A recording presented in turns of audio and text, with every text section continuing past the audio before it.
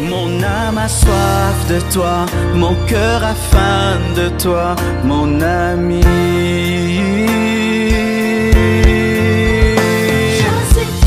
Je suis triste, je meurs. Mon ami.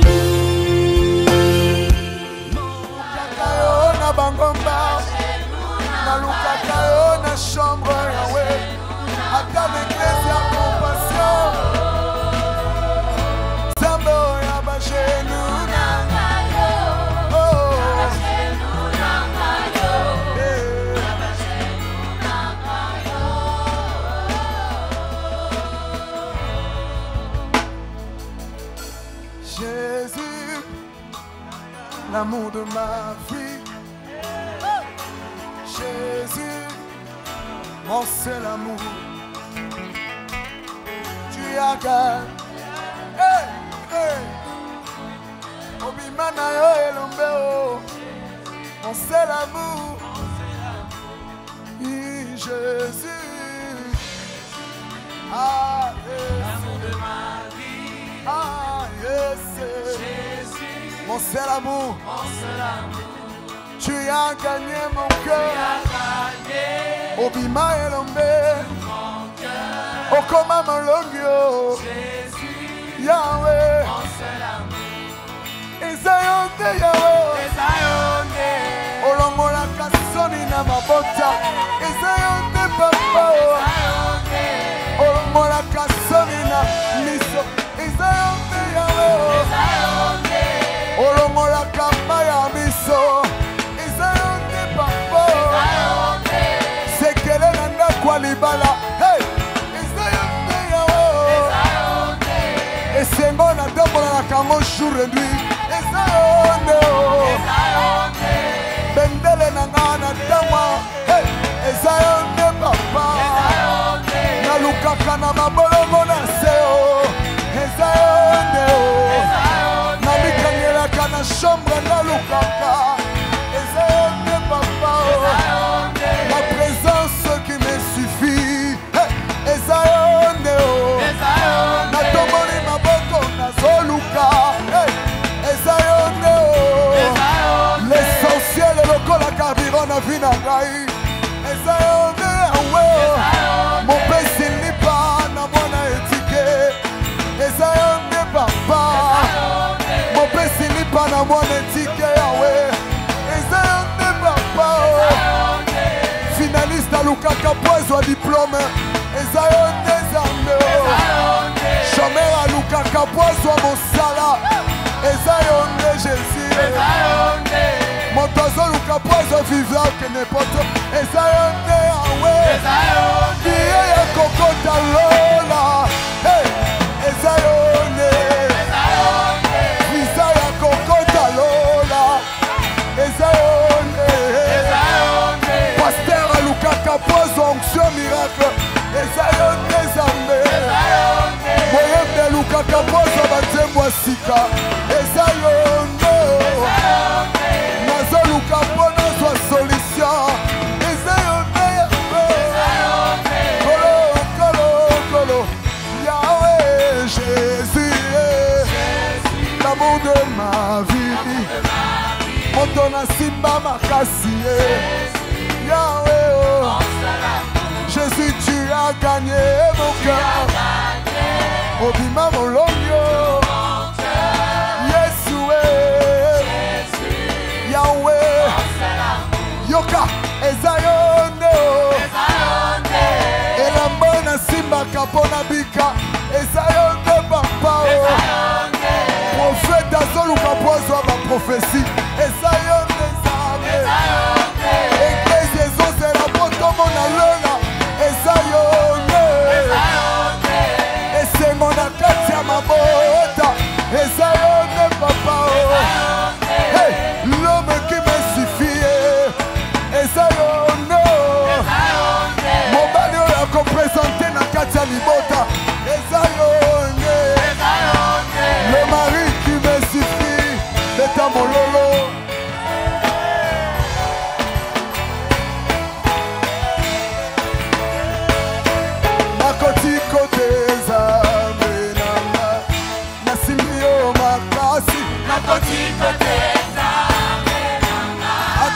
opposé na ba million zambe.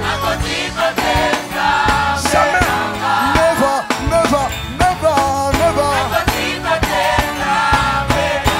Ata ba pesi na ba bilio mokili. Na koti kote Jésus.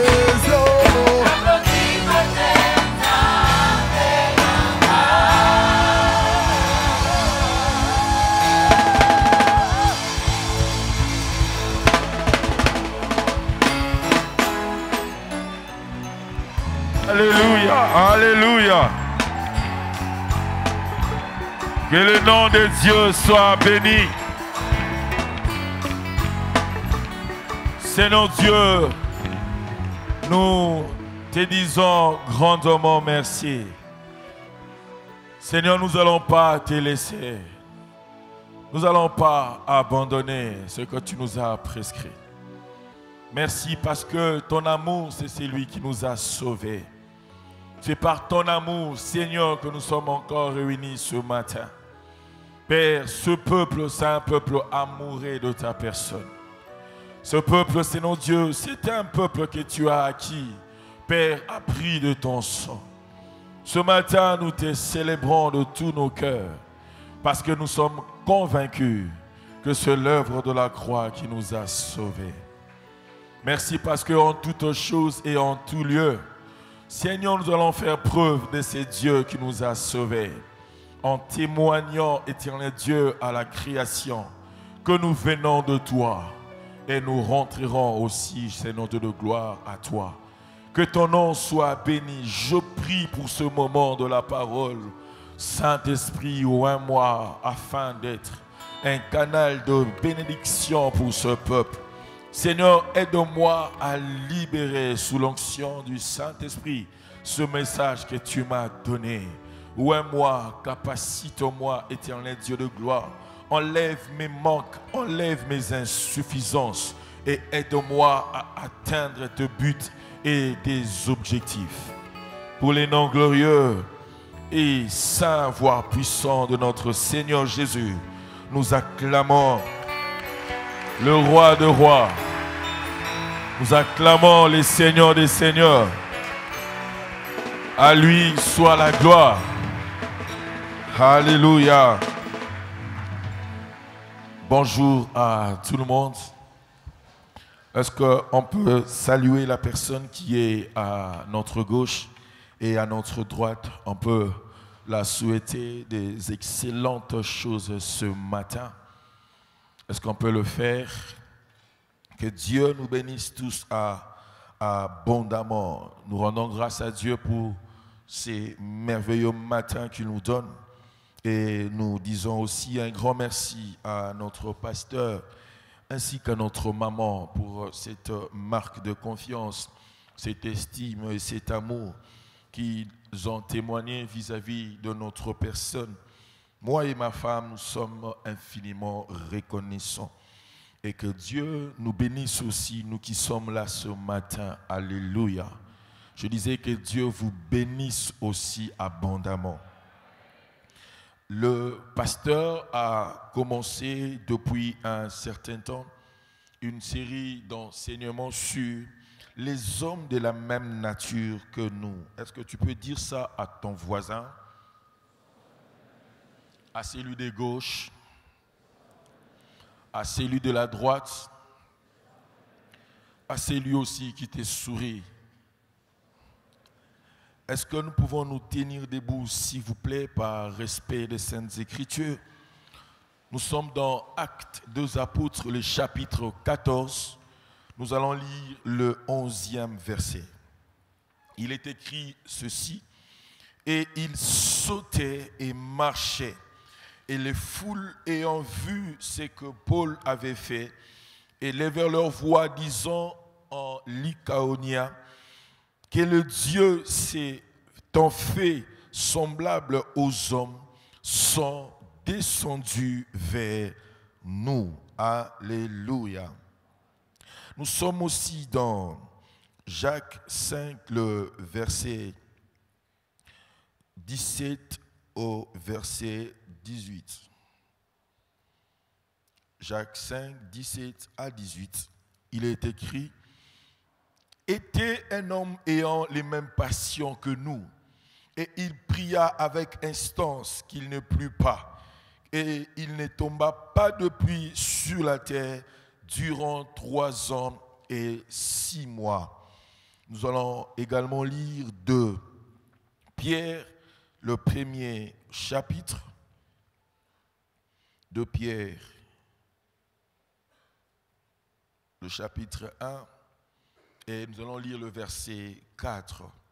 La Bible déclare: par lequel il nous a donné les très grandes et précieuses promesses, afin que par elles vous participiez de la nature divine. Dis avec moi: la nature divine. Ayant échappé à la corruption qui est dans le monde par la convoitise. D'autres versions disent: ayant échappé à la corruption et n'ayant pas vu la corruption, parce qu'ils ont été vainqueurs de la convoitise du monde. Acclamons la parole du Seigneur. Nous sommes en train de parler sur ce thème que notre pasteur a déjà amorcé avant qu'il ne parte. Et le thème est les hommes de la même nature que nous.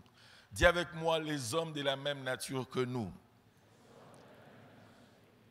Par ce grand thème, je veux nous expliquer ceci ce matin. Les hommes de la même nature que nous, ce sont des hommes comme moi et comme toi. Ce sont des hommes qui ont des défauts. Ce sont des hommes qui ont aussi des qualités. Alléluia. D'ailleurs, dans ma version, on dit: Élie était quelqu'un avec qui, ou c'était quelqu'un qui avait les mêmes passions que nous. Donc, ce thème ne veut pas seulement dire que nous sommes en face des hommes qui sont extraordinaires. Alléluia. Nous sommes en face seulement des hommes qui sont naturels comme moi et toi, mais à la seule différence, c'est que ces hommes ont impacté leur génération. Ces hommes ont fait des choses, bien-aimés, incroyables. Ces hommes ont accompli avec l'aide du Saint-Esprit des choses, bien-aimés, qui ont aidé leur génération. Dans Jacques 5, le verset 17 à 18, la Bible dit clairement que Élie était quelqu'un de la même nature que nous. Ma version dit que Élie était quelqu'un qui avait les mêmes passions que nous. Donc Élie est le type de personne dont la Bible dit: quand vous le voyez, rassurez-vous, tout ce que Élie avait fait, la nature par laquelle Élie avait fait ces choses, cette nature, tu l'as aussi. Alléluia. La Bible dit: Élie étant notre semblable en termes de sa nature, il avait prié. Et comment il pria? Il pria avec instance, de telle enseigne qu'il n'y avait pas de pluie ni de rosée pendant 3 ans et 6 mois. Donc les hommes de la même nature que nous, ce sont des hommes qui prient avec instance.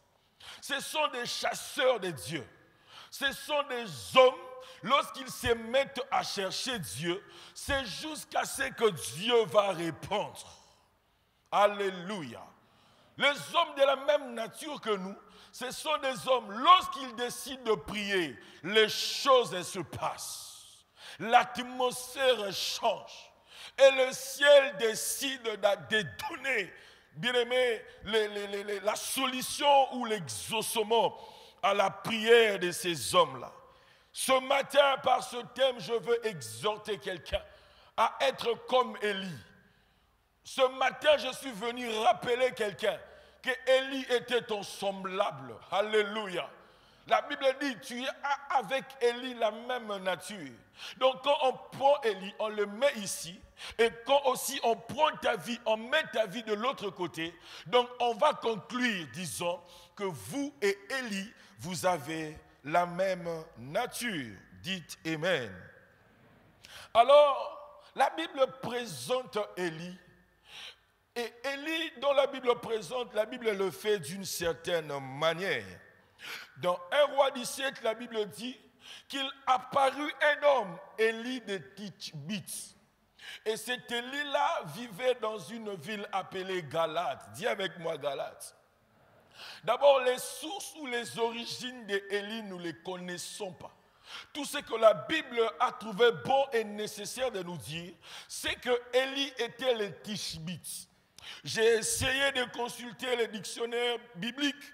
Le dictionnaire biblique m'a dit ceci, le mot Tishbite veut tout simplement dire captivité.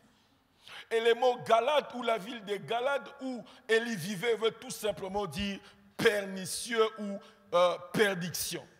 Donc Élie le Tishbite était un homme de la même nature que nous. Pourquoi? Il était Élie de Tishbite et son nom voulait dire qu'il provenait de la captivité. Il vivait dans une situation captive. Et du reste, ses origines, non seulement elles sont des origines de la captivité ou d'emprisonnement. La Bible dit la ville où il habitait, cette ville était aussi une ville pernicieuse. Mais écoutez ceci, le nom de lui veut dire l'Éternel est Dieu. Alléluia. Alors nous devons réfléchir ensemble avec nous. Comment est-ce que quelqu'un dont la Bible dit que son nom veut dire l'Éternel est Dieu, et ce monsieur peut se retrouver dans une captivité quelque part? Et comment est-ce que ce monsieur peut se retrouver dans une ville où bien aimé les gens vivaient de manière à ce que Dieu n'était pas content, parce qu'ils étaient très pernicieux? Nous allons comprendre ensemble que pourquoi est-ce que Élie, quand Jacques conclut sa vie, pouvait dire qu'il était de la même nature que nous.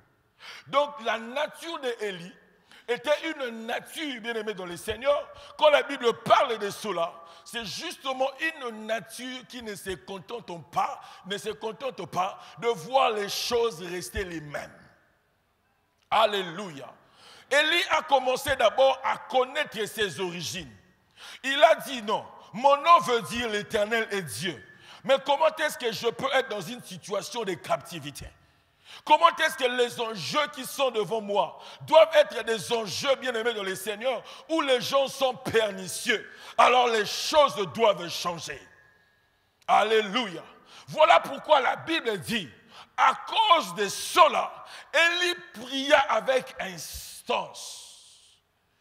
Quand les choses ne marchent pas, quand bien aimé la vie n'a pas l'allure qu'elle doit avoir, ce que tu dois faire, c'est prier. Et prier pas n'importe quelle manière. Prier avec instance. Jusqu'à ce que l'on sache qu'au milieu de la captivité, au milieu de cette perdition, il y a quelqu'un qui porte le nom de Dieu. Est-ce que vous me comprenez? Ta famille ne changera pas.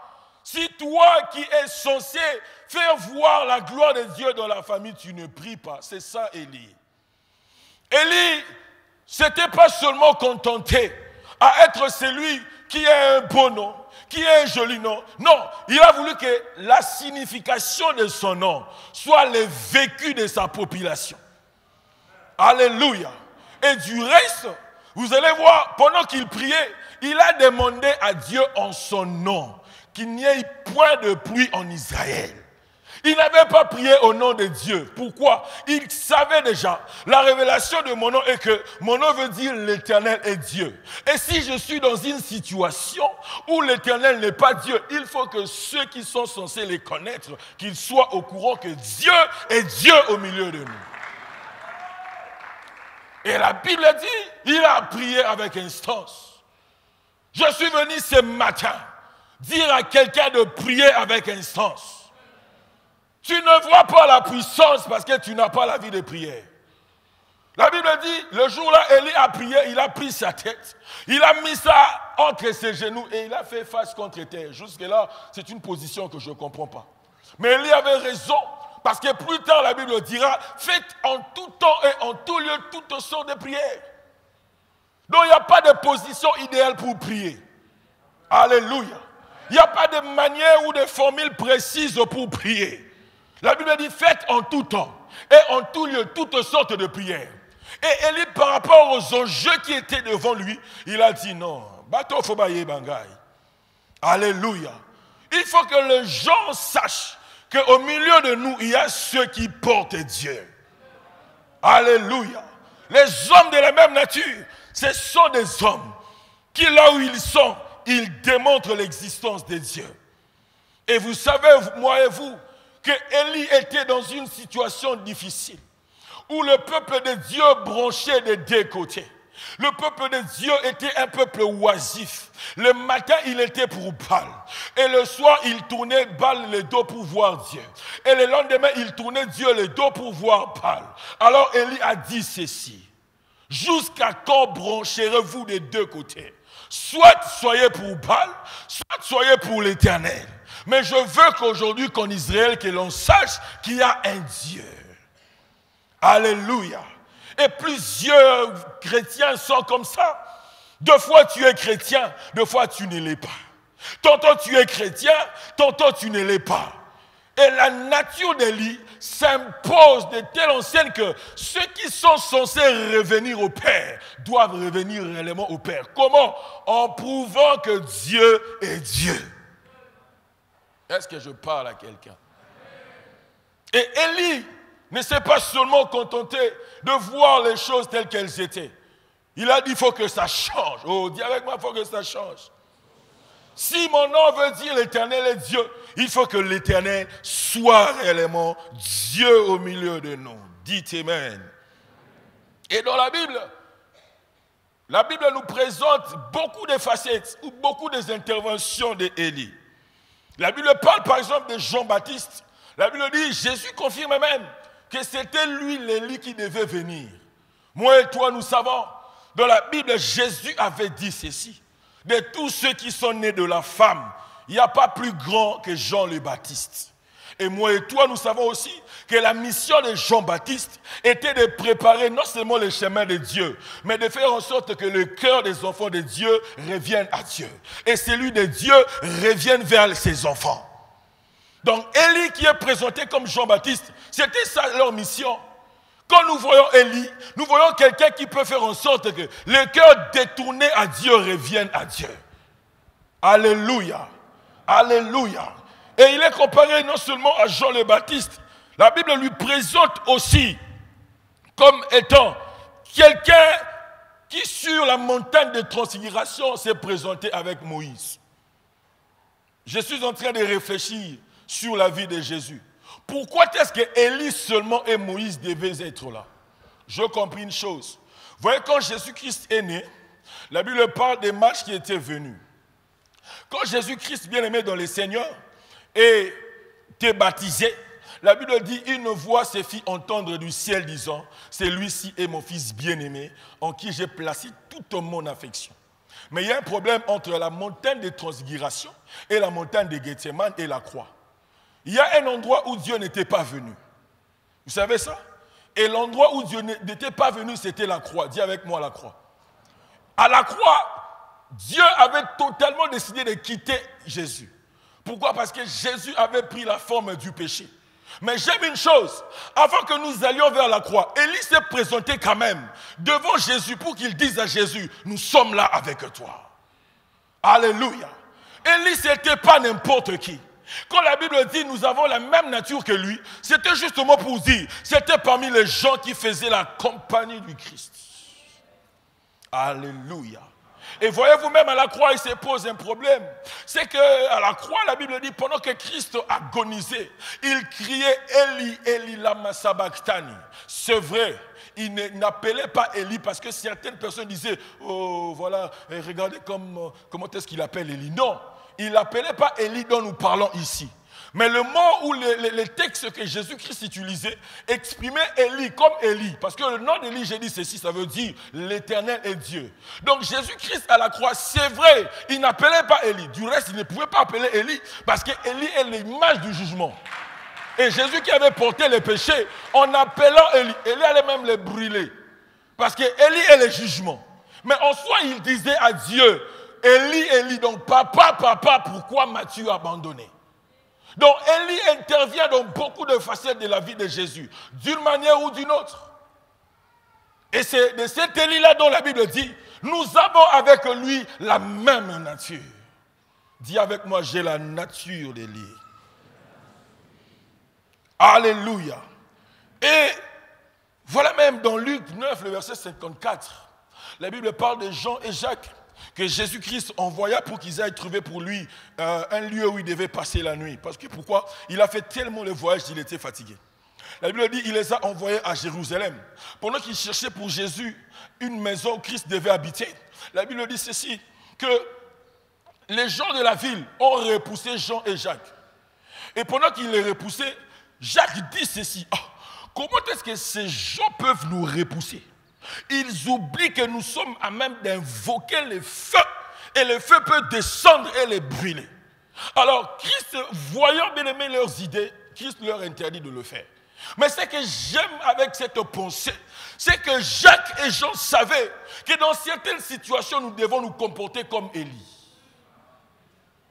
Quand les gens ne veulent pas de nous, quand les situations ne veulent pas de nous, nous devons faire voir aux gens, hein, nous on ne blague pas avec nous. Nous sommes de la race de ceux qui font descendre le feu du ciel. C'est ça les hommes de la même nature que nous. Alléluia. Oh, je prie que Dieu te donne cette capacité. Pendant que tu es sous les oppressions, que le feu descende de là où tu es. Alléluia. Bien aimé, le feu c'est un langage. Et ce n'est pas le langage de la négociation. Le feu c'est un langage, bien aimé, du jugement. Là où il y a le feu, c'est que Dieu déjà est en train de juger. Et Jacques et Jean ont su que nous sommes d'une lignée où ceux qui Babylone, comme Salami, le feu peut nous aider à résoudre ce problème. Oh, bien aimé, la nature d'Élie, c'est une nature qui nous permet de faire descendre le feu. Alléluia. Il y a de ce problème qui ne seront résolus que par le feu. Dans le combat de la vie, je disais, il y a de ce problème que seul le feu peut résoudre. Et les maîtres, les docteurs bien-aimés de ces choses s'appellent Élie. Et c'est Élie dont la Bible dit, nous avons avec lui la même nature. Oh, que Dieu fasse descendre le feu ce matin. Toi qui n'es ni chaud, ni froid. Avant que Dieu te vomisse, je veux que tu sois embrasé par le feu du Saint-Esprit. Alléluia. À la Pentecôte, la Bible dit, le Saint-Esprit leur donnait à chacun, bien sûr, la capacité de s'exprimer en de langues de feu. Donc notre Dieu est aussi un feu dévorant. Et Élie connaissait ces choses-là. Voilà pourquoi est-ce qu'il accepta que le feu descende. Et Jacques et Jean ont dit, dans de pareilles situations, il faut que le feu descende. Des hommes de la même nature que nous. Et dans la Bible, bien aimé, les hommes de la même nature que nous, c'est une expression qui veut dire que ces hommes-là n'étaient pas des hommes ordinaires, étaient des hommes qui relevaient les défis de leur génération. Dis avec moi, relever les défis. Voyez-vous que Élie se retrouve dans une situation où il est tellement combattu. D'un côté, on a des 400 prophètes de Baal. De l'autre côté, les 450 prophètes d'Astarté. Et pour couronner tout ça, il y a un problème. C'est qu'une femme qui se dit ou qui se nomme prophétesse est au milieu de vous. Et quand je dis que l'esprit ou la nature d'Élie, c'est une nature qui nous est donnée afin que nous ayons la capacité de relever les défis. C'est parce que tout simplement, Élie en son temps était un releveur des défis. Alléluia. Les hommes de la même nature que nous, ce sont des hommes qui relèvent les défis de leur génération. Les défis de leurs entreprises, les défis de leur famille. Ce sont des gens qui n'aiment pas voir les choses rester telles qu'elles étaient. Alléluia. Je prie que Dieu te donne, bien aimé, cette capacité-là de changer les choses. Alléluia. Et Élie avait comme défi de voir le cœur des enfants de Dieu retourner à Dieu. Élie avait comme défi de voir les gens cesser de broncher d'un côté ou de l'autre. Soit vous appartenez à Dieu, soit vous n'appartenez pas à Dieu. Alléluia. Mais Élie, comme je viens de le dire, avait aussi fait face à une dame bien-aimée qui est même pour moi la femme la plus dangereuse de la Bible. Elle est même plus forte que d'Élie là. On l'appelle Jézabel. Dis avec moi Jézabel. Les défis dont je parle, c'est que l'esprit de Jézabel, c'était ça. L'esprit qui a mené la perdition en Israël. À cause de cette femme, les vertus devenaient bien-aimées des antivaleurs. Les gens bronchaient d'un côté ou de l'autre parce que les gens avaient peur de cette femme. Et Élie est sorti précisément dans cette période où les gens ne savent pas quel est le Dieu que nous devons prier. Pour comprendre cette femme, il faut lire Apocalypse 2 à partir du 20e verset. Dans ces textes, la Bible parle de l'église de Thyatire. La Bible détaille, ou la Bible nous communique le rôle ou le travail qu'a battu cette femme dans cette église. La Bible dit, cette femme d'abord donnait les faux enseignements. Cette femme s'arrangeait de telle enseigne qu'au sein de cette église, que nous ayons des enseignements hérétiques. Et l'esprit de Jézabel, contre lequel, bien-aimé, Élie était en train de combattre, c'était un esprit d'hérésie, un esprit d'égarement. Et je ne veux pas nous mentir, le temps dans lequel nous sommes, l'esprit de Jézabel agit, où plusieurs s'égarent. Même ceux qui viennent à l'église, ils ne savent pas, ils se perdent à l'église. Beaucoup même se perdent à l'église. Pourquoi? Il y a un esprit de Jézabel. Il y a dans les églises où on enseigne qu'il y a des faussetés. On enseigne des choses qui n'existent pas. On ne dit pas la vérité. Pourquoi? C'est un esprit de Jézabel. Et dans l'église de Thyatire, l'Esprit Saint dit à Jean, dans cette église, ce que je hais, c'est qu'elle a laissé l'enseignement de Jézabel être donné dans cette église. Oh, toi qui s'égares, je prie Dieu qu'il te retrouve au nom de Jésus. Alléluia. Et j'arrête ce matin toute puissance d'égarement qui a influence et qui anime ta vie. De telle enseigne que tu sois stable dans la vie chrétienne au nom de Jésus. Et à part les mauvais enseignements, l'esprit de Jézabel, c'est aussi un esprit de séduction pour les hommes de Dieu. Waouh! La Bible dit, vous avez laissé cette femme enseigner. Et les enseignements de cette femme permettent à ce que les hommes de Dieu soient séduits et qu'ils s'adonnent à la fornication. Donc l'impudicité qu'il y a aujourd'hui dans le milieu chrétien entre les hommes de Dieu ou dans les chefs de plusieurs hommes de Dieu, bien aimé, cet esprit-là, c'est un esprit de Jézabel. Et le défi qu'Élie devait relever, c'était un défi pour combattre cet esprit, pour éradiquer au milieu des enfants de Dieu, bien aimé, une fornication. Paul dit, de telle enseigne même qu'auprès de païens, on n'entend même pas ces choses. Bizarrement, elles sont entendues chez les soi-disant chrétiens. Pourquoi? Parce que c'est ça l'esprit de Jézabel. Une impudicité à outrance. Un mal bien-aimé exagéré. L'iniquité atteint un niveau où les gens bien-aimés ne comprennent pas. L'immoralité est devenue la règle d'or de la conduite de beaucoup de gens. Et si tu en fais partie, je prie que Dieu t'en délivre au nom de Jésus. Et l'esprit de Jézabel, bien-aimé, doit être arrêté. Comment? Parce que l'esprit d'Élie doit dominer sur cela. Dites Amen. Et à part ça, la Bible dit aussi, cet esprit a laissé beaucoup de gens être des idolâtres. Aujourd'hui, l'idolâtrie, on ne peut même pas en parler. Notre pasteur a nous enseigné sur ça de beaucoup de façons.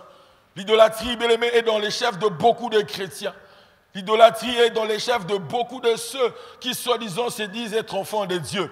Ils aiment Dieu, mais ils aiment aussi le monde. Ils aiment Dieu, mais ils aiment aussi beaucoup de choses qu'on ne peut même pas citer ici devant. Pourquoi? Ça, c'est l'esprit de Jézabel. Ça, c'est l'esprit de gens qui branchent et côté de Dieu et côté maman. Et côté de Dieu et côté des choses que je ne peux même pas citer ici devant. Et toi-même, tu sais. Et quand nous disons qu'Élie était de la même nature que nous, c'est que par Élie, ces choses ne doivent pas être au milieu de nous. Oh, je croyais que tu allais dire Amen. Et la Bible conclut, disons, que l'esprit de Jézabel dans l'église de Thyatire faisait en sorte que les gens touchent et connaissent les profondeurs du Satan. Donc le mal qui a atteint son paroxysme aujourd'hui, ceux qui sont dedans ne savent pas que la Bible dit que c'est l'esprit de Jézabel qui provoque ces mal-là.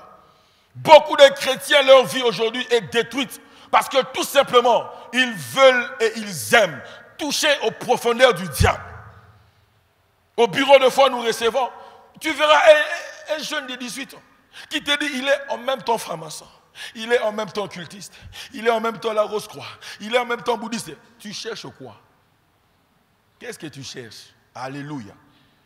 Et l'esprit de Jézabel, c'est ça. L'esprit de Jézabel, c'est un esprit qui t'emmène toujours à aller dans les profondeurs du mal. Donc toi, quand le mal est superficiel, tu n'aimes pas. Toi, tu reviens normal. Quand seulement le mal atteint les profondeurs, je te dis une chose. Pendant que toi, tu es dans les profondeurs du mal, il y a certains qui sont dans les profondeurs de l'amour de Dieu. Alléluia. Paul dit ceci. Qu'est-ce qui a goûté la longueur, l'immensité de l'amour de Dieu, la profondeur, la hauteur et la largeur de l'amour de Dieu? Pendant que toi, tu t'adonnes à connaître le mal d'aujourd'hui, le mal de demain, jusqu'à ce que tu crées ta vie dans le mal, il y a certains qui s'épanouissent en étant édifiés dans les profondeurs de l'amour de Dieu. Alléluia. Et toi qui es au milieu de nous ce matin, ta vie n'est que la manifestation de profondeur de mauvaises choses, que Dieu t'en délivre au nom de Jésus. Et l'esprit d'Élie, c'est pour éradiquer le mal au milieu de nous. Alléluia. Il y a des gens qui n'arrivent pas à faire du bien. Il y a des gens qui n'arrivent pas à donner du bien. Il y a même des gens qui n'arrivent pas à parler en bien. Vous savez pourquoi? Parce qu'ils ont tellement creusé le mal dans leur vie. Alléluia. Que Dieu te délivre au nom de Jésus. Et l'esprit d'Élie, c'est un esprit justement où la nature d'Élie, c'est une nature qui nous permet, bien aimés dans le Seigneur, de pouvoir éradiquer toutes ces choses.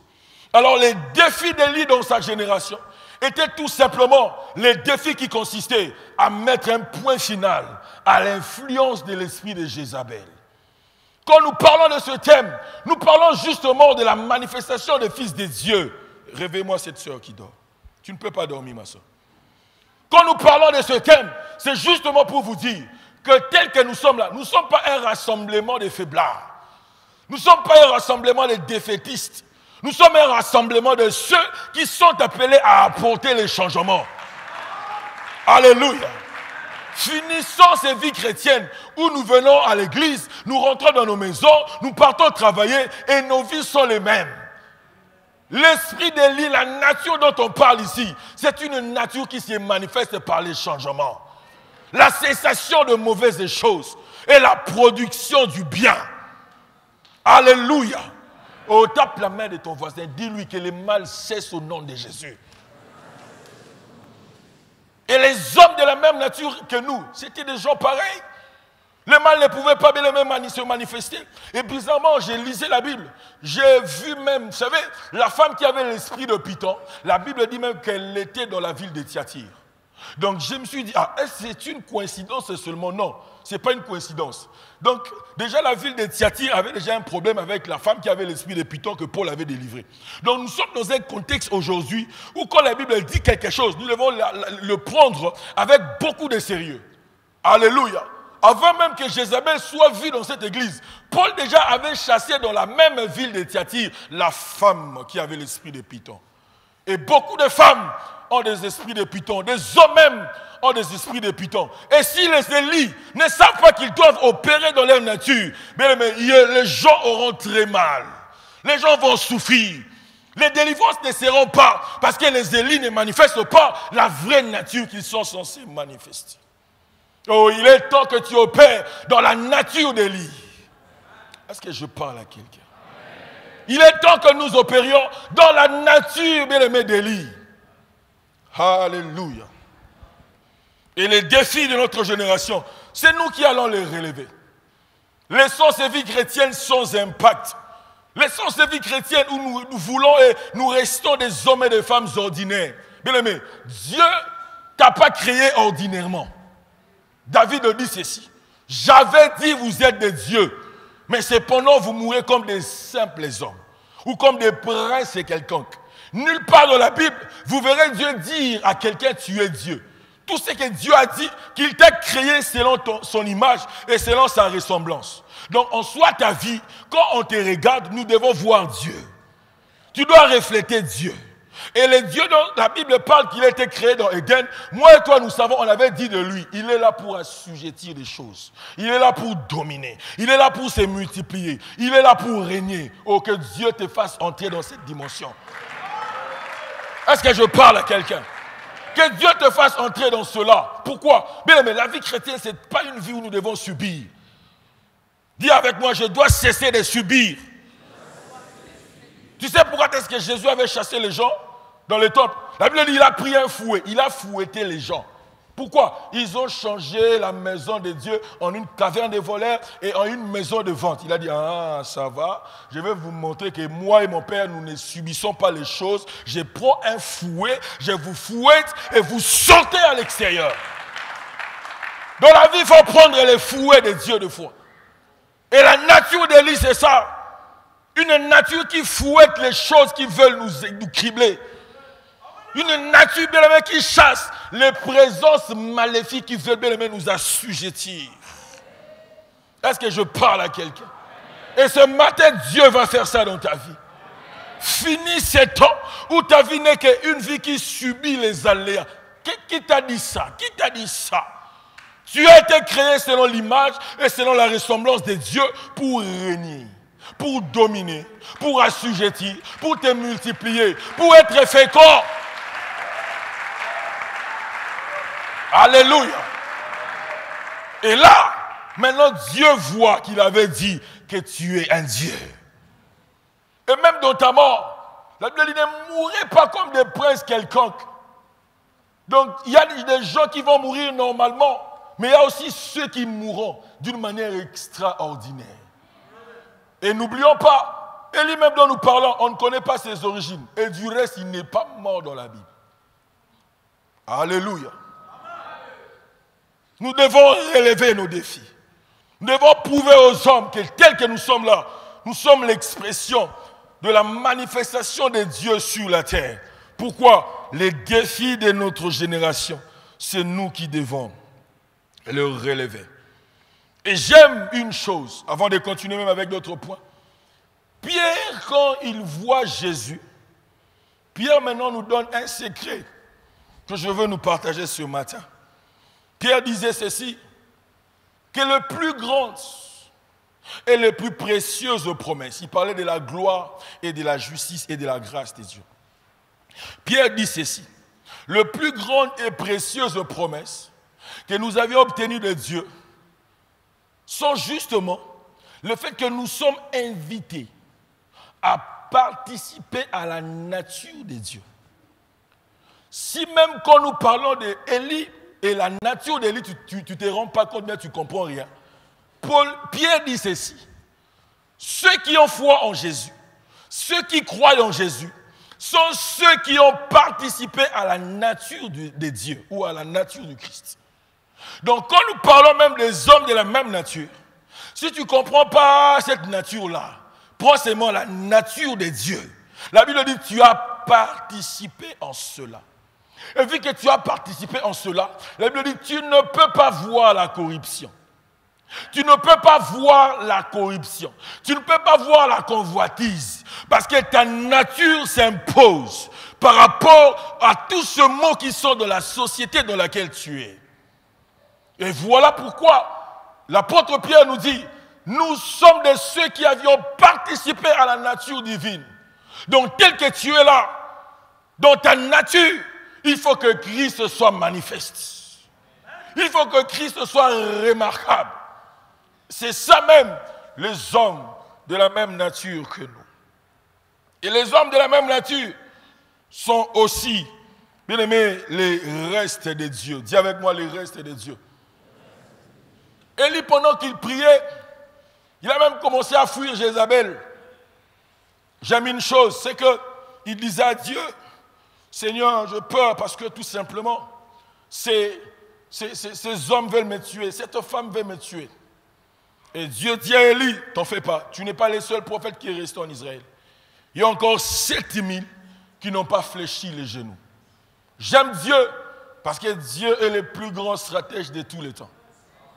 En soi, Dieu disait à Élie, Élie, tel que tu es là, j'ai encore 7000 autres formes d'Élie. Donc j'ai encore 7000 personnes qui peuvent faire descendre le feu du ciel.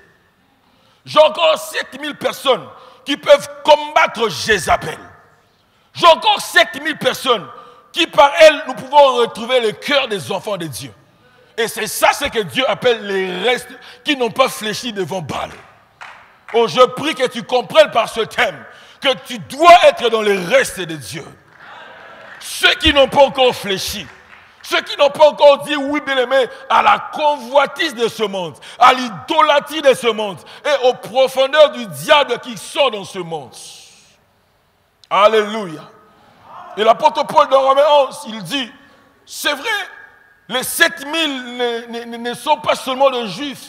Parce que pourquoi l'apôtre Paul nous dit que les Juifs vers qui la grâce a été envoyée, les Juifs n'ont pas vu cette grâce. C'est pourquoi l'élection est venue choisir ceux qui n'étaient pas choisissables. Donc en soi, les 7000 d'Élie et les 7000 de Paul, nous sommes dedans. Pourquoi? Parce que bien aimé, dans les détails, l'apôtre Paul dit ceci. Les 7000 d'avant étaient des oliviers sauvages, ou des branches naturelles plutôt. Mais les 7000 d'après, eux, ce sont des oliviers sauvages, mais qui ont été greffés, de telle enseigne qu'ils ont aussi la sève de l'arbre principal, ils ont la vie de l'arbre principal, ils ont cru en Jésus, et l'élection est venue vers eux. Oh bien aimé, il faut que tu comprennes que tel que tu es là, quand tu es le reste de Dieu, c'est que toi et Élie, vous êtes dans la même famille, et vous partagez les mêmes dieux, vous partagez la même foi. Le sang que Élie avait, toi aussi tu en as. Si l'œuvre de la croix peut sauver Élie, c'est que toi aussi tu as été sauvé par l'œuvre de la croix, et vous partagez avec Élie la même nature. Oh, est-ce qu'il y a un reste de Dieu ici? Paul dit encore dans le livre de Romains que la création est en train de souffrir. Elle avait connu la déchéance du premier Adam parce que sa nature a été déchue. Et Paul dit, la création souffre aujourd'hui parce qu'elle est soumise à son propre gré. Mais cette création attend la manifestation des fils des hommes. Ce sont des restes qui sont censés se manifester. Je ne sais pas comment toi tu conçois la vie chrétienne. La vie chrétienne, sur toi, il est dit que tu dois manifester des choses. Pourquoi? La création soupire après ta manifestation. La création veut voir comment est-ce que quelqu'un d'ordinaire comme toi peut accomplir des choses extraordinaires. Et ce matin, j'ai t'interdit de passer outre sur la terre. Vous savez, Proverbe dit quoi? Même les oiseaux laissent les traces dans les airs. Même les serpents laissent les traces sur les pierres. Et si c'est seulement les fils des hommes qui, au lieu d'être sur les chevaux, ils marchent à pied et les esclaves marchent sur les chevaux. Pourquoi? Les princes ne se connaissent pas. Les princes s'ignorent. Et ceux qui sont censés être ignorants, eux maintenant ont la révélation. Ils utilisent les chevaux des princes pour faire de grandes choses. Je prie ce matin que Dieu te repositionne au nom de Jésus. Alléluia. Je prie ce matin que Dieu te positionne au nom de Jésus. Même la mouche avant de partir, elle laisse la malaria. Elle ne vit que 14 jours. Mais il faut compter le nombre de malades qui sont dans les hôpitaux. Certains même meurent. Pourquoi la malaria? Il y a encore une malaria qu'on vient de découvrir ces derniers temps. Chikungunya, un truc comme ça. Vous savez que c'est la honte. Ça veut dire tout simplement, il y a une mouche qui a manifesté ces histoires et il vous laisse la maladie. La mouche quitte la terre avec un impact à combien plus forte raison tu as.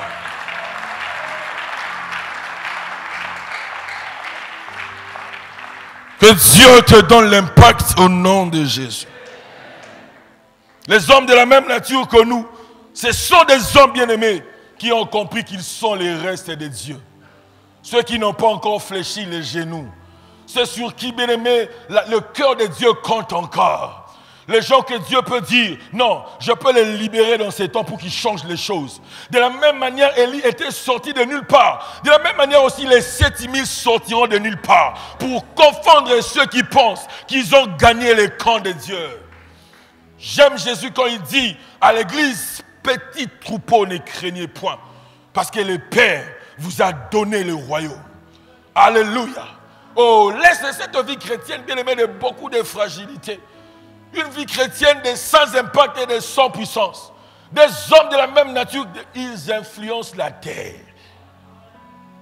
Et n'oublions pas que la Bible dit là au ciel, il n'y a pas de place pour les humains. Nous, Dieu nous a donné la terre. Donc les fils des hommes, ce sont eux le garant de la terre. C'est ici que tu feras l'impact. C'est ici qu'on va connaître ton nom. Là-bas, nous ne te connaîtrons pas. Tu seras un esprit. C'est ici que ton impact doit être palpable. Est-ce que je parle à quelqu'un?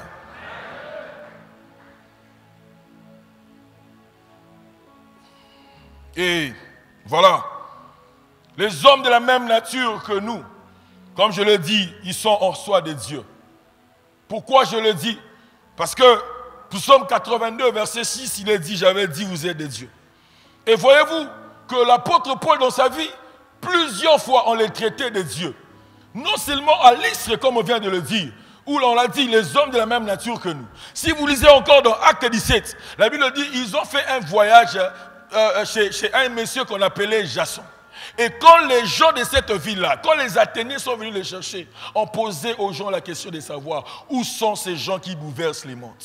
Donc l'apôtre Paul, dans sa vie, il était habitué d'être traité d'une certaine manière. Pourquoi? Il faisait preuve de ces dieux qu'il avait rencontrés.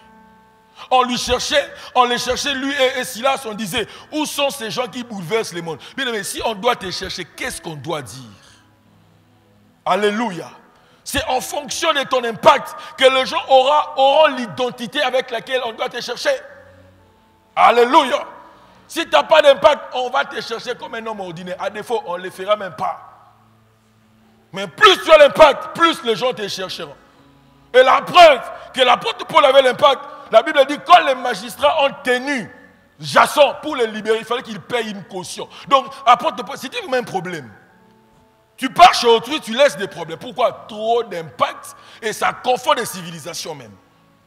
Alléluia. Des hommes de la même nature que nous. Et vous connaissez cette histoire de Actes des Apôtres 28.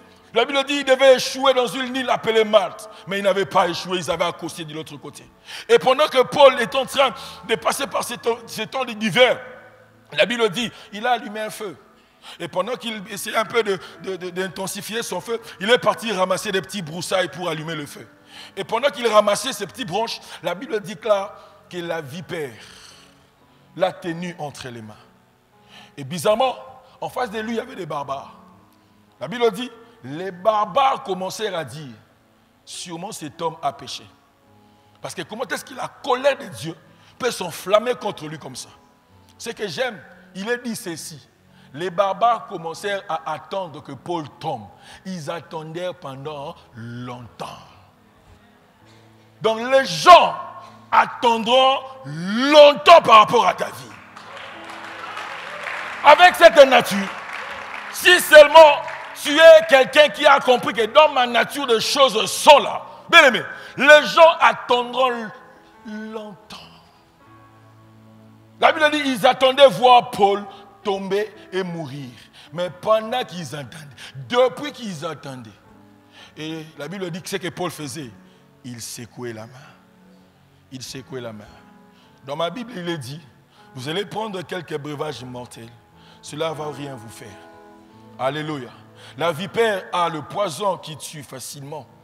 Mais la puissance de la vipère et la nature de Paul, la nature de l'apôtre Paul dominait sur la puissance de la vipère. Ce qui fait qu'au lieu qu'on attende que Paul tombe et meure, il était là au milieu de nous. Et ils attendirent pendant longtemps.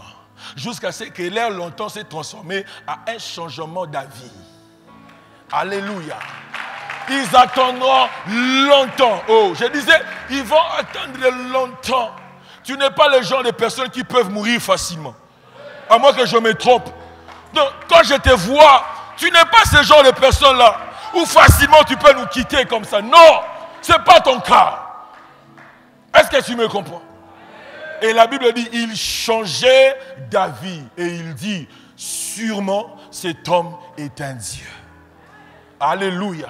Les hommes de la même nature que nous, les autres hommes qui n'avaient pas leur nature, leur appelaient Dieu. Parce que pourquoi? La volonté de Dieu, c'est ça. Que ton côté divin se manifeste. Que ton côté divin se manifeste. J'aime les Quinois disent, moi la mobile est la Pourquoi? On a quelqu'un qui est plus fort. On a une nature qui nous impose sur la terre. Alléluia. Fini ces temps-là de lamentation. Une fois Jacques Chirac a dit, François Mitterrand, on lui a posé la question, tu lis la Bible? Il a dit oui, j'ai lu la Bible. Qu'est-ce que tu as retenu de la Bible? Il a dit bon, ce que j'ai retenu de la Bible, c'est que je n'aime pas ces prophètes-là il a écrit tout un livre sur les lamentations. Un païen, s'il vous plaît. François Mitterrand a dit ça. Il n'aime pas ces prophètes-là. Il a écrit, il a laissé le monde avec comme héritage un livre sur les lamentations.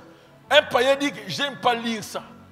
Bon, ça c'est sa révélation. Justement pour dire qu'il n'avait pas une mentalité de se lamenter. Donc il ne peut même pas aussi lire un livre qui s'appelle Les Lamentations. Je ne dis pas que toi tu ne dois pas les lire. Alléluia. Donc juste pour dire quoi? La vie, les lamentations ne doivent pas être notre partie. Alléluia. Dans l'héritage de saints, il n'y a pas de lamentation. La Bible dit les précieuses et les merveilleuses promesses. Alléluia. Et quelque part on dit les dons parfaits et les grâces excellentes. Chez nous, il n'y a que des belles choses. Les hommes de la même nature que nous, ce sont des provocateurs de bonnes choses. Ce sont des gens qui aiment les bonnes choses. Je ne sais pas si toi tu aimes les mauvaises. Moi j'aime les bonnes, les merveilleuses promesses. Alléluia. Et ce sont des gens de la même nature que toi et moi qui avons fait cela dans la Bible. Alléluia. Mais je veux aussi parler de quelque chose pour clôturer ce matin. Par les hommes de la même nature, nous devons comprendre que dans la nature de quelqu'un, il y a aussi ses attributs. Alléluia. Les hommes de la même nature, ce sont ceux qui fonctionnent dans les attributs de la nature dont ils bénéficient. Alléluia. Nous sommes de ceux qui bénéficient de la nature de Christ. Et dans la nature de Jésus, il y a aussi les attributs de Jésus. Parce que le mot nature, sa définition c'est un état d'essence, un état originel de quelqu'un qui te permet de manifester ses attributs. Ah bon? Donc comme l'apôtre Pierre dit que Christ nous a fait la merveilleuse promesse de participer dans sa nature, c'est que nous participions aussi dans les attributs de Dieu. Alors pour ce matin, ceux avec qui nous avons la même nature, bien aimés, ce sont ceux qui avaient compris qui devaient exploiter les attributs de Dieu. Je ne dis pas que tu deviens Dieu dans ses attributs, mais je dis, quand tu as compris que dans la nature de quelqu'un, il y a ses attributs, tu peux aussi, bien aimé, traduire ses attributs. Tu peux le vivre, tu peux le manifester. Alléluia. Par exemple, Dieu est omniprésent. N'est-ce pas? Dans les attributs de Dieu, nous avons l'omniprésence. Je ne dis pas que toi tu es partout. Mais je dis, par la nature de Dieu qui est en toi, par l'onction, tu as la possibilité de te déplacer. Posez-moi la question et je vais la reposer. Comment est-ce que Élisée avait su que Géasi était parti prendre l'argent de Naaman? Parce que quand Géasi vient, il pose à son maître la question, comment est-ce que cette lèpre peut s'attacher à moi? Élisée lui dit, quand tu étais parti, mon esprit était avec toi. Les hommes de la même nature que moi et toi, ce sont ceux qui ont goûté aux attributs de Dieu. Ils peuvent être ici, mais ils captent des choses qui se passent très lointaines. Et voyez-vous, avec Ananias et Saphira, ils avaient décidé de vendre leurs parcelles. C'était leur problème. Vu que l'église primitive Bien aimé, les gens qui avaient les biens amenaient les biens. C'était une église où la vie était en communauté. Maintenant, eux étaient des égoïstes. Ils ont décidé de vendre leurs parcelles jusqu'à ce qu'ils ont trompé Pierre en menant une petite partie d'argent, pensant que Pierre va accepter. Et Pierre dit, ce n'était pas le montant qui doit revenir ici. Alors, Ananias dit, comment? Pierre dit, mais ce n'est pas à moi que tu as menti, c'est au Saint-Esprit que tu as menti. Donc, quand il faisait l'acte de vente, Pierre était là. Il ne le voyait pas. Quand il percevait l'argent, Pierre était là. Mais il ne le voyait pas. Il était là comment? Par le Saint-Esprit. Alléluia. Et je n'aime pas cette famille parce que papa et maman sont tous égaux. Imaginez-vous, papa a menti. Pensons même que maman va relever la famille. Maman encore, elle vient mentir. Et elle ment au nom du Saint-Esprit.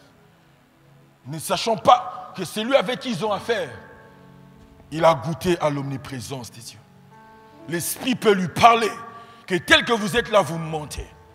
Les hommes de la même nature que moi et toi, ce sont ceux qui, dans les attributs de Dieu, ils peuvent nager là-dessus. Oh, je prie que Dieu t'ouvre les yeux. Alléluia. Ton impact est aussi fonction de ta capacité de percevoir les choses spirituelles. Amen, amen. Il faut être de ceux de cette génération. Quand les gens ne savent pas où aller, toi tu connais les voies. Toi tu connais comment les choses se passent. Et dans ma Bible, il est dit ceci. L'Éternel ne fera rien sans avoir révélé son secret. Donc les révélations sont là. Dieu révèle les secrets à mon serviteur, le prophète. Donc quiconque est en ce lieu qui sert Dieu est censé avoir un esprit ouvert.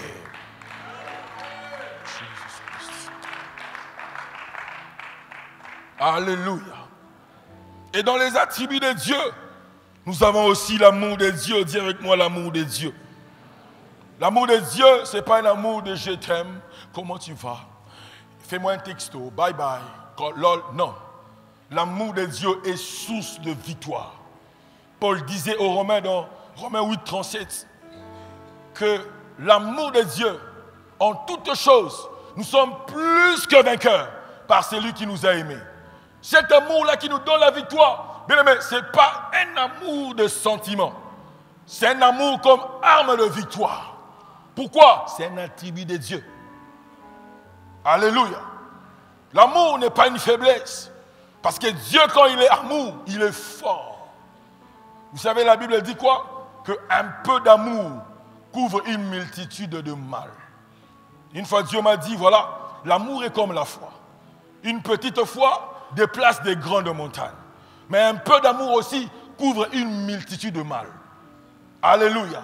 Et l'amour de Dieu dont Paul dit, en cela nous sommes plus que vainqueurs. En toutes choses, à cause de l'amour de Dieu, nous sommes plus que vainqueurs. Donc il y a des victoires que nous aurons dans la vie, mais ce ne sont pas les mains de Dieu qui nous ont données, c'est l'amour de Dieu qui nous les donne. Est-ce que je suis en train de te parler? Alors dans les attributs de Dieu, tu es censé manifester cette dimension d'un amour vainqueur. Et Dieu est aussi miséricordieux. Je ne dis pas que toi, tu deviens miséricordieux. Toi, tu n'as pas reçu mandat de pardonner les gens. Mais je dis ceci, tu peux être un canal par lequel quelqu'un qui a péché reçoit la révélation de la rémission de ses péchés. Voyez-vous, quand Élie s'est retrouvé chez la veuve de Sarepta, la Bible dit, la veuve avait fait pour lui l'huile, le pain, tout ça, il a mangé. Il a dit, voilà, dans cette maison, on n'aura plus jamais un problème de farine, on n'aura plus jamais un problème de diminution d'huile. Là, c'était vrai. Mais quelques temps après, la Bible déclare que l'enfant de la veuve était décédé. Et la veuve vient dire à Élie, oh, toi tu es venu ici pour me rappeler les souvenirs de mon iniquité. Élie n'avait pas su, ou Élie ne connaissait pas, que cette femme était une femme inique. La vie que cette femme menait, Élie ne connaissait pas cela. Mais Élie lui dit ceci, non, je ne suis pas venu te rappeler les souvenirs de tes mal ou de tes maux. Je suis venu justement que tu voies la main de Dieu, parce que moi, Élie, je suis dans ta maison. Donc la présence d'Élie chez la veuve Sarepta était aussi synonyme de l'approbation de la vie de cette dame.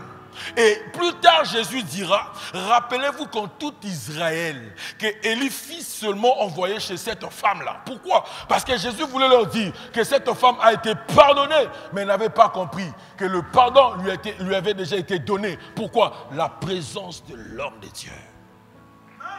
Est-ce que vous me comprenez? Tu peux travailler dans cette dimension. Tu peux être puissant. Pourquoi? Parce que tu révèles aux gens que leurs iniquités, Dieu les a pardonnées. Et c'est ça aussi comment agissent les hommes de la même nature que nous. Alléluia. Et dans la nature de Dieu, Dieu est aussi un esprit. Je disais, Dieu est aussi un esprit. Les hommes naturels ou les hommes avec qui nous avons la même nature, ce sont ceux qui ont goûté aux attributs de Dieu. Et l'un des attributs de Dieu, c'est que Dieu est un esprit. Si tu consultais Job, Job va te dire ceci, qu'en réalité l'homme, c'est l'esprit, qui est le souffle du Tout-Puissant qui l'anime. Donc en soi, toi, tu es aussi comme Dieu. Dieu est esprit, les dieux sont aussi des esprits. Est-ce que tu m'as compris? Autant Dieu est esprit, les dieux que nous sommes sont aussi des esprits. Job dit, en réalité, toi, ce n'est pas toi. En réalité, toi, c'est l'esprit. Et j'aime la mort de Jésus, parce que Christ, quand il meurt à la croix, la Bible dit, il rendit l'âme. C'est ça? Non. La Bible dit, Jésus avait rendu l'esprit. Pourquoi? Il était totalement esprit. C'est vrai, il avait la chair, il avait le sang, il avait les os. Mais le véritable Jésus était esprit. Et comme j'aime le dire, le deuil de Jésus était le seul deuil où on ne pouvait jamais écrire que ton âme repose en paix. Pourquoi? Parce que la vie de Jésus, la Bible dit à la fin, il avait rendu l'esprit. Et moi et toi, nous savons plusieurs personnes sur qui nous disons ces choses-là. Oh, que ton âme repose en paix. Ils étaient des coulounes, n'est-ce pas? Leur âme ne peut pas être en paix. N'est-ce pas? Mais pour ceux de ta race, ceux qui ont ta nature, la nature divine, oh bien, mais nous dirons le jour de ta sépulture que ton esprit repose en paix. Parce que tes œuvres te suivent. Tu as été esprit et tu es rendu vers ton esprit. Alléluia. Pourquoi? L'esprit est un des attributs de Dieu et Dieu aussi te fait goûter à cela. Est-ce que je parle à quelqu'un? Et je veux clôturer ce matin en disant que dans les attributs de Dieu, nous avons aussi l'omnipotence de Dieu. Dis avec moi l'omnipotence de Dieu. L'omnipotence, c'est un Dieu capable. C'est la capacité de Dieu de pouvoir à tout. Je ne dis pas que toi tu es omnipotent. Je ne le dis pas. Tu n'es pas omnipotent. Tu es vraiment suffisamment insuffisant. Mais ce que je sais, la Bible dit de toi, avec Dieu, tu feras des exploits. Les hommes de la même nature que toi ont compris une chose, que sur la terre, nous devons marcher avec Dieu. Et quand nous marchons avec Dieu, nos résultats changent. Alléluia. Le mot exploit veut dire les résultats remarquables, des succès remarquables, des choses qui demeurent. Oh, avec Dieu, quand tu agis ou quand tu opères par la nature divine, avec lui tu feras des exploits. Des succès qui demeurent, des résultats qui demeurent, des choses qui sont là. Pourquoi? Les exploits sont la manifestation des succès qui durent. Oh, que Dieu te donne la capacité d'entrer dans cette dimension. Au nom de Jésus. Mais Dieu est aussi omniscient. Dis avec moi omniscient.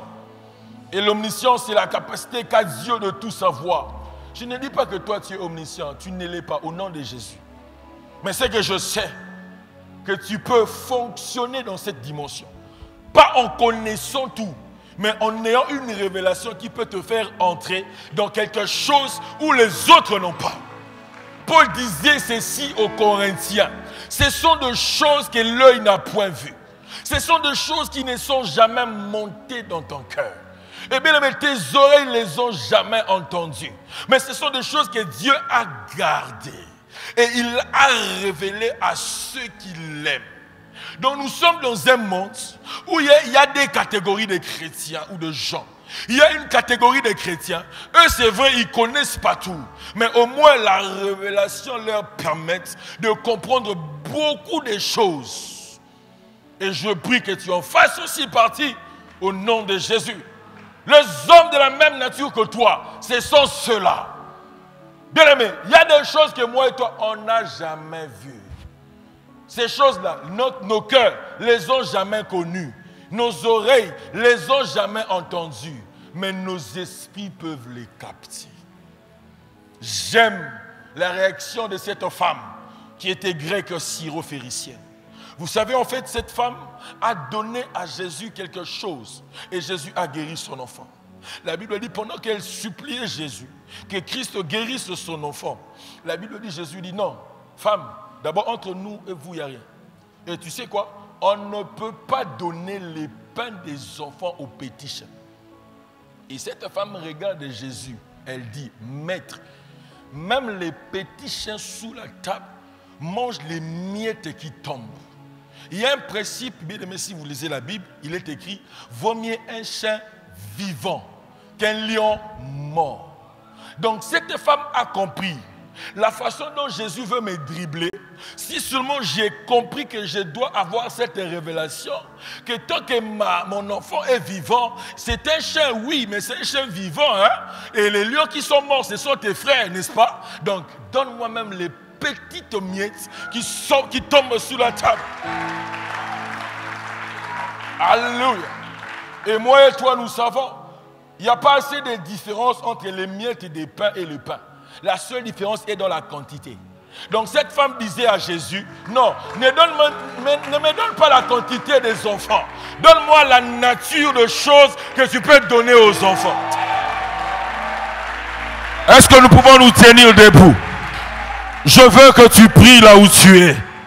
Que tu dises à Dieu, Seigneur, pour ce matin, moi aussi je veux en faire partie. Je veux être de ceux dont la Bible dit, j'ai avec eux la même nature. Alléluia. Alléluia. Pendant que la chorale nous conduit, je veux que tu pries. Dis à Dieu, aide-moi à relever les défis. Aide-moi à relever les défis. J'ai trop de défis, j'ai trop de choses. Je vis beaucoup de choses tout autour de moi. Mais je veux que ce matin, que tu me donnes un esprit capable de relever les défis. Prions, prions, prions.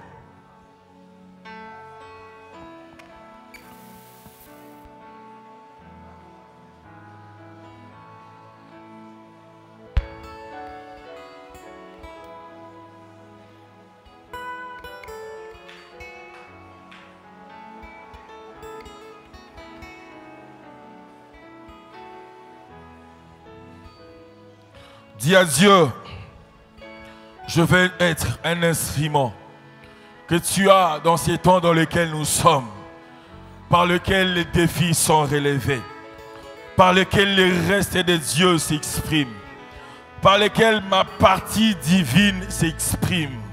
Et aide-moi à opérer dans tes attributs. Prions au nom de Jésus. Prions au nom de Jésus.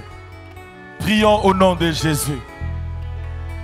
Et si tu as besoin de changer les choses, dis à Dieu, Élie c'était un changeur de choses.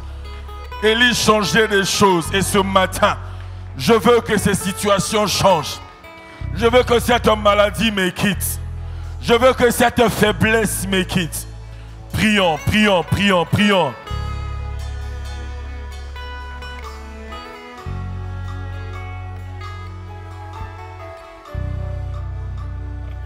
Alléluia. Seigneur, nous prions ce matin que tu aides mon frère et ma soeur à entrer dans la plénitude, Seigneur, de ta nature. Au nom puissant de Jésus. Oh, je prie que tu entres dans cette plénitude. Prie, prie, prie.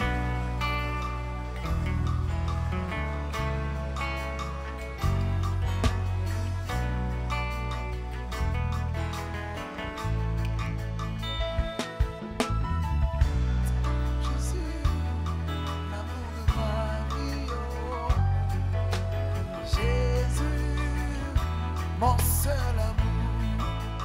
Jésus, oh. Jésus, l'amour de ma vie. Jésus, mon seul amour. Tu as gagné mon cœur. Tout mon cœur.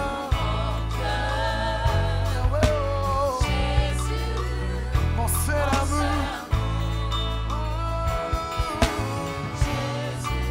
Oh, l'amour de ma vie.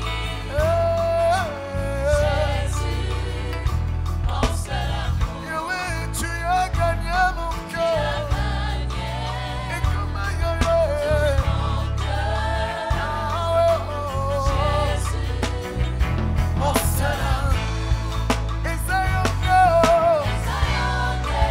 Makasi ya motema na ngai eza yo nde yawe ofongolaka nga miso ya molimo eza yo nde papa opesaka nga makasi eza yo nde yawe mofongoli miso ya molimo eza yo nde yawe biya kokota lora eza yo nde yawe Chomera lukaka poiso a mosala Izayonde o Eglise izozela bwekota lola Izayonde o Opesaka makasi ya kosekwisa bawe Izayonde o Esengwa la vie na ngai Izayonde o Makasi ya bomoi na ngai Jésus, Jésus Jésus, l'amour de ma vie. Jésus, oh, mon seul amour. Yahweh, tu as gagné mon cœur. Tout mon cœur. Jésus, mon seul amour. Alléluia. Tu vas maintenant prier par rapport au défi de ta vie. À moins que tu sois ici, ou bien que tu nous suives par internet, à moins que tu n'aies pas les défis. Mais je veux prier ce matin pour tous ces hommes et ces femmes qui ont des défis à relever. Les hommes de la même nature que nous étaient des releveurs de défis. Est-ce que nous pouvons prier? Dis avec moi, Seigneur Jésus, ce matin, je te confie ma vie. À partir de ce message, aide-moi à opérer par la nature divine. Et aujourd'hui, je veux conclure une alliance des capacités célestes, de possibilités illimitées. Et je demande l'onction du Saint-Esprit afin de relever tous les défis de ma vie. Les choses que je n'ai jamais dites aux gens, qui font ma honte dans les secrets. Ce matin, je déclare la solution à ces choses. Au nom de Jésus, au nom de Jésus, au nom de Jésus, que les écailles tombent, que les liens soient brisés, que les maladies soient chassées, que les possédés soient délivrés, dans le nom de Jésus. Et si tu es en ce lieu, tu as goûté aux profondeurs du Satan, je prie que Dieu te délivre. Si tu es en ce lieu, ou bien si tu nous suis par les médias, tu as été une fois dans une maison d'un féticheur et que jusqu'aujourd'hui, tu vois les méfaits de ces choses. Je prie le ciel qu'il te prête secours en t'accordant une totale et parfaite délivrance. Maintenant, au nom de Jésus, sois libre, sois libre, sois libre, sois libre. Au nom de Jésus, La Bible dit ces choses ne doivent pas être citées parmi nous. On ne citera plus jamais ces choses dans ta vie. Au nom de Jésus. Au nom de Jésus. Oh, toi qui fais partie des restes de Dieu, je prie le ciel qu'il te conserve dans la sainteté, qu'il te conserve dans la pureté, que tu ne fléchisses pas les genoux devant Baal ou devant le convoitise de ce monde, afin que tu sois propre pour être utilisé par Dieu. Que Dieu te voie là où tu es. Que Dieu atteigne ta vie là où tu es. Au nom de Jésus. Et je laisse ce micro en demandant la grâce de Dieu sur toi. Opère dans les attributs de Dieu. Que ceux qui ne connaissent pas Dieu, qu'ils le connaissent au travers de toi. Que Dieu te donne la capacité d'être une révélation de ce temps. Au nom de Jésus. Que Dieu te bénisse abondamment. Est-ce que nous pouvons acclamer pour Dieu?